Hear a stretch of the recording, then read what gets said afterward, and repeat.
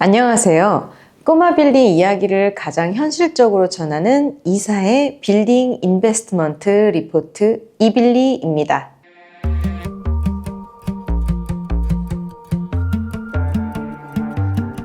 꼬마 빌딩을 투자하려는 개인 투자자가 가장 많이 접하는 용도 지역이 제2종 일반 주거지역과 제3종 일반 주거지역인데요. 서울시 조례로 제2종 일반 주거지역은 건폐율이 60%에 용적률이 200%고 3종 일반 주거지역은 건폐율이 50%에 용적률이 250%입니다. 용도지역이니 건폐율이니 용적률이니 이런 단어가 처음에 접하기는 어려운 느낌이시죠. 우선은 용도지역은 토지를 효율적으로 활용하기 위해 법으로 정해진 토지의 용도 정도로 알고 계세요. 그리고 용도 지역에 따라 건폐율과 용적률이 달라지는데 건폐율은 대지 면적 중 얼마나 건축물을 짓는 데 쓸 수 있는지, 용적률은 대지 면적의 몇 배를 건축물로 쌓아 올릴 수 있는지 정해주는 비율이라고 생각하시면 됩니다. 즉 건폐율이 높으면 높을수록 대지 위에 남는 땅 없이 빼곡히 건물을 지을 수 있는 거고 용적률이 높을수록 건물을 더 높이 쌓을 수 있는 것이죠. 대체로 건폐율이나 용적률이 높으면 건축물을 더 크고 높게 지을 수 있어서 대지 활용도가 높다고들 생각하시는데요. 일반 주거지역이나 상업지역 건폐율이 50%, 60% 거의 차이가 나지 않는다면 용적률에서는 압도적으로 차이가 납니다. 일반 주거 지역들은 용적률이 200에서 250% 정도, 즉 대지의 2배나 2.5배 정도밖에 못 쌓아 올린다면 상업지역은 600에서 1000%, 10배까지 가능합니다. 물론 이건 서울시 조례 한도가 이렇다는 거지 상업지역의 물건이라도 조례 한도까지 지을 수 있을지는 해당 물건이 위치해 있는 지자체 법규와 국토 이용 계획을 꼼꼼히 참고하셔야 합니다. 이번 사례는 강남구 역삼동 647-4 건물입니다. 해당 물건은 강남역에서 도보 7분에 역삼역에서는 무려 2분 내인 찐 역세권 물건이네요. 게다가 8m, 4m 도로를 끼고 있는 코너 물건입니다. 테헤란로 오피스의 수요를 뒷받침해주는 나름 상권 수요가 풍부한 곳에 위치해 있습니다. 해당 물건은 대지 면적 77평에 연면적 617평, 일반 상업지역이고 지하 4층, 지상 11층에 2021년에 지어진 아주 빛나는 신축 건물이네요. 건폐율은 52%, 용적률은 544% 정도 됩니다. 아까 말씀드린 용적률 800%는 현재 기준의 한계선이라 이 건물을 지을 때는 달랐을 수도 있고요. 지역에 따라 도로 폭이나 기타 입지의 상황에 따라 600% 안쪽으로 맞춘 것 같습니다. 대지나 건물이나 코너이기는 하지만 네모 반듯하지 않고 사다리꼴 모양인데요. 그럼에도 도로에서 봤을 때는 반듯한 느낌을 주는 아주 가시성이 좋은 물건입니다. 매도자 입장에서 봤을 때는요.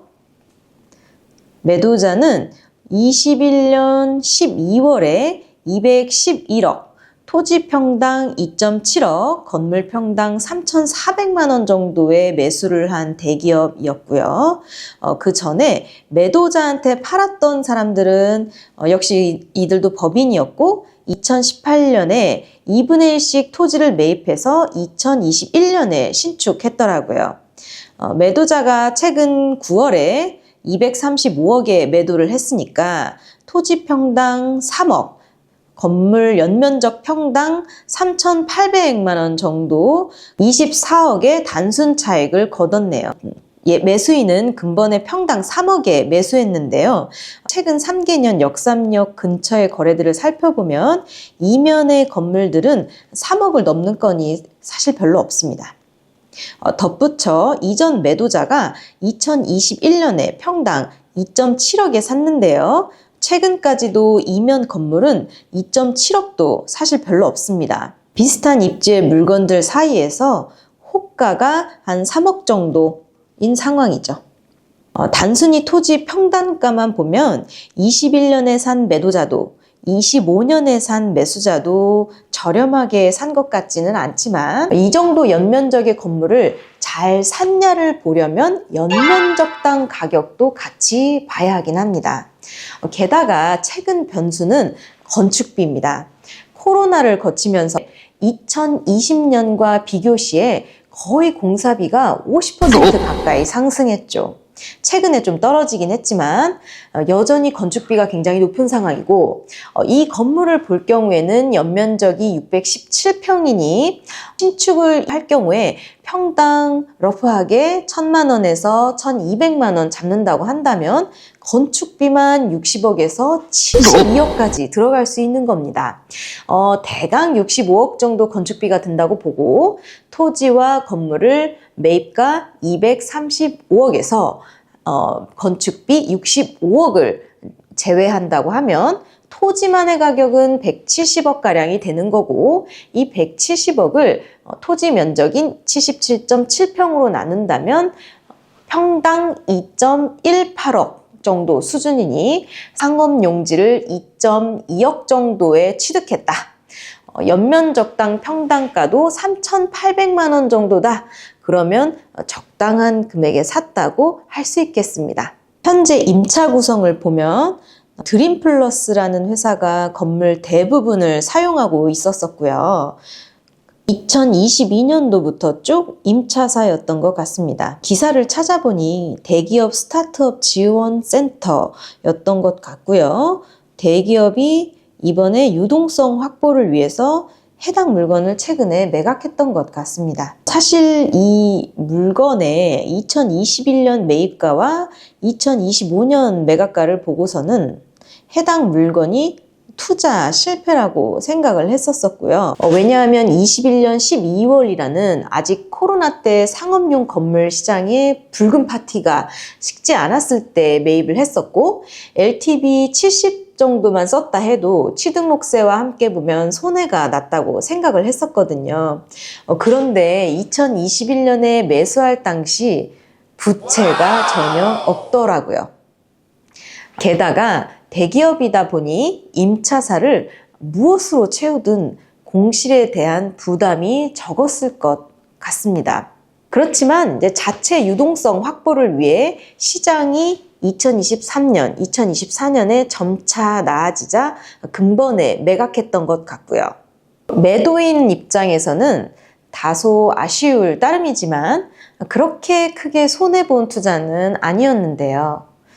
매도인이 보유했던 4년이 좀 안 되는 기간 동안 생 현금 211억 원으로 취등록세나 거래 비용을 제하면 약 13억 전후의 차액을 거둔 것으로 추측됩니다.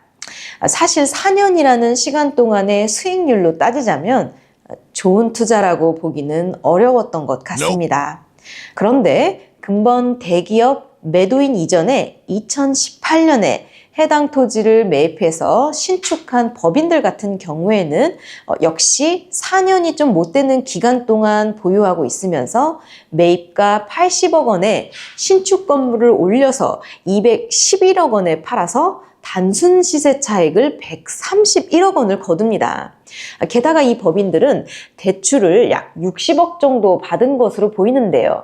그렇다면 공사비를 고려한다 해도 4년 동안 자기 자본 20억 정도로 100억에 가까운 차익을 남긴 겁니다. 이것이 가능했던 이유는 이 법인들이 부동산 가치 급상승기에 서울 요지에 신축이라는 밸류업을 했기 때문이고, 그 서울 요지가 용적률이 높이 나오는 일반 상업지로 70평대 토지의 효율을 극대화할 수 있었기 때문이라고 생각합니다. 똑같은 4년간의 보유기간, 똑같은 부동산이지만 자기 자본 200억으로 순수익 10억, 자기 자본 20억으로 순수익 100억, 이렇게 투자의 결과가 달라집니다. 오늘 매매 사례는 같은 보유기간이었음에도 투자 수익률이 극으로 달라지는 케이스였습니다. 4년의 시간이 누구에게는 군뱅이같이, 누구에게는 폭발적인 로켓처럼 지나갔네요. 지하 4층, 11층 빌딩을 전부 채울 수 있는 대기업이라고, 또한 용적률 800%의 일반 상업지라고 항상 좋은 성과를 거두는 것은 아닙니다. 결국 그 땅이 가진 잠재력을 어떻게 이끌어낼지는 투자자 본인의 행동입니다. 오늘의 투자에 대해 2018년에 매수해서 2021년에 매도한 법인들에게는 4.5점 드리고 싶습니다. 여러분 생각은 어떠신지요? 이번 이빌리가 도움이 되셨다면 구독과 좋아요, 알림 설정 부탁드리고 다른 매각사례 분석이나 궁금한 지역 있으시면 댓글로 남겨주세요. 다음번 2사의 빌링 인베스트먼트 리포트에서도 좋은 매각사례 가지고 오겠습니다. 기대해 주세요.